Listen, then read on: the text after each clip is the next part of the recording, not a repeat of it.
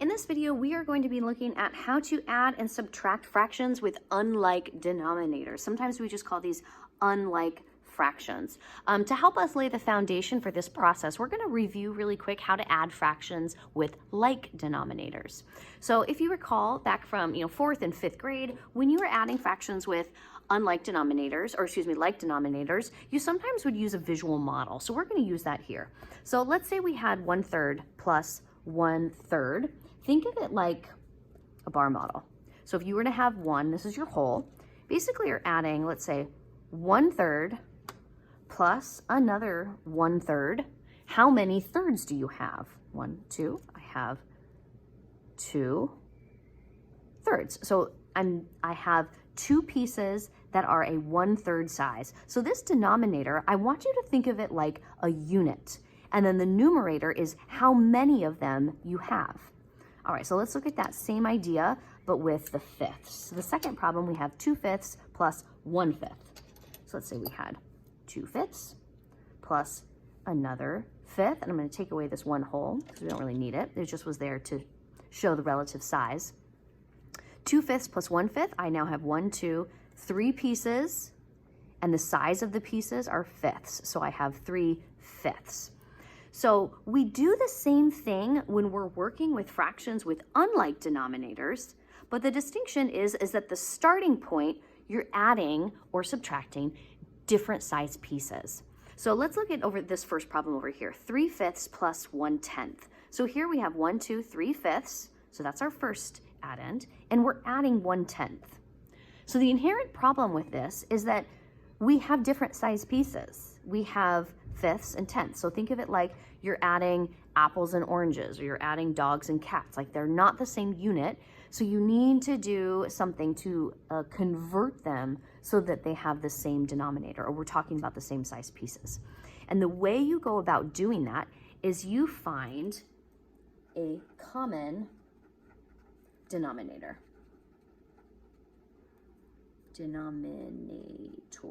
So when adding fractions with unlike denominators, find a common denominator.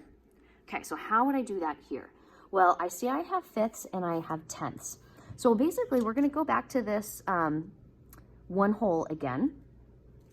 If I were to want to know like how many pieces you can chop these up into to make your tenths, or how many tenths you could make of the fifths, depending on the numbers that you have, what could you do to those? Like how many pieces would you have to chop it into, so to speak? Or in other words, how many of each of these would be equivalent to one of those? So for fifths, you could do 1/10 plus another 2/10. So I'm cutting each of my fifths in half to make tenths. So here, those two are equivalent, and then I'm gonna make another 2 are equivalent, and then these 2 are gonna be equivalent. So each of these 2/10 is equivalent to that 1/5.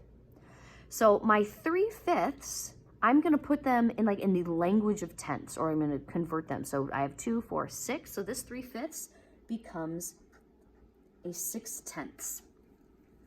So I'm going to be rewriting that fraction as its equivalent fraction in tenths, and I'm adding another 1/10 to it.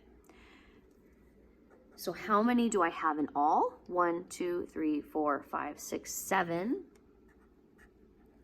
And then the size pieces I have are all in tenths.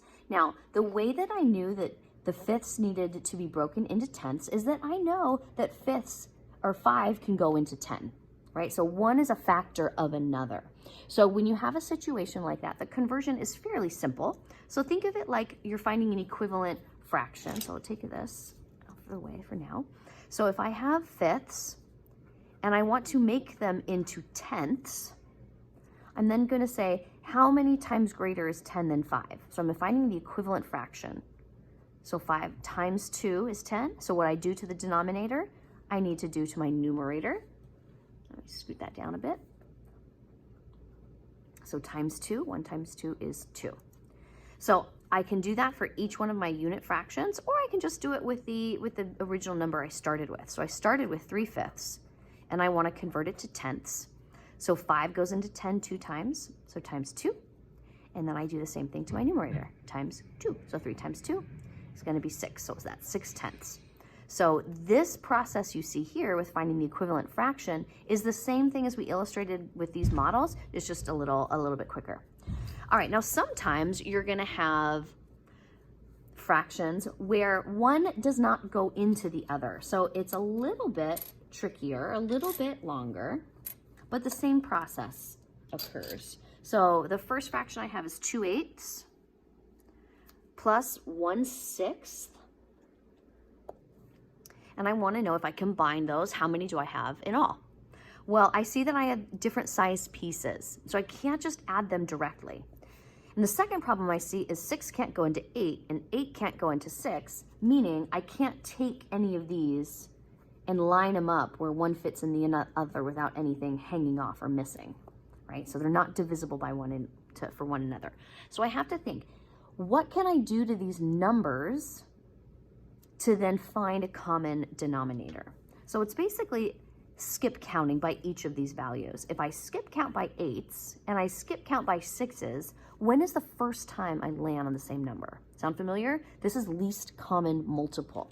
So let's say I go back to this, this one whole, and I'll go ahead and use the 8s here. So just for the sake of argument, I'm just going to model what 8/8 looks like. So I've divided up this whole into 8s. So I really only want 2 of these 8s, but I'm just using the whole as an illustration. So 8 of these 8s, I want to make these into 24ths. So 24 little pieces. So if I wanted to make 24 little pieces, I would need to cut each one of these into 3 pieces. So 2 little cuts, so 3 little pieces. So this would have 3 pieces, and this would have 3 pieces, and this would have 3 pieces. I need to cut that into 3 pieces. So then each of these 3 would then make 24 equal sized pieces. So what does that mean mathematically? So I basically took that 8 and I'm multiplying it by 3 in order to get that 24 as my denominator. So it is 8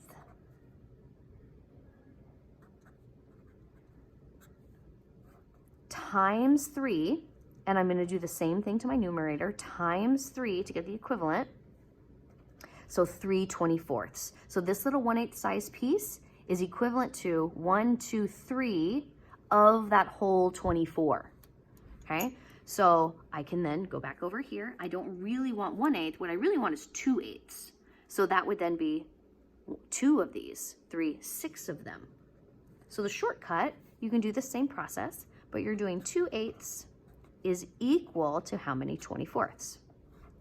8 times 3 is 24. 2 times 3 is 6. So I know the equivalent fraction is going to be 6 24ths. So now I'm going to do that same process with the 6. So I'll show you kind of the long way, and then we'll do the little easier, faster way, shortcut way, so to speak. I know, and I'll do it down here, I know that I want to add 1/6. That's the number I really want, but I want to make this entire thing into 24ths because we want it to match what we did with the 8s, so I can combine them. So if I want to make this whole entire thing into 24 little equal pieces, these are already in 6ths. How many little cuts do I need to make, or how many pieces do I need to make of each one of these 6ths? Well, I know that 6 goes into 24 4 times, so each of these I need to make into 4. So this would be 4, this would be 4 more, and then 4 more, 4 more, 4 more, 4 more, and so on. So that would be 24 little equal pieces. But I only want one of these 6. Remember, the original problem is plus 1/6. So one of these 6 is 4 out of 24. So the equivalent fraction is 4 24ths. Now, that's a lot of work.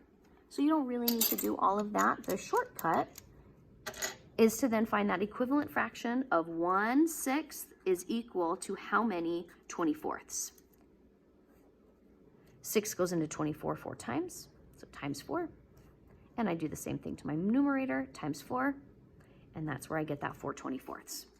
So now I have these really itty bitty sized pieces, these 24ths, and I have 6 24ths plus 4 more 24ths. How many 24ths do I have? I have 4 24ths.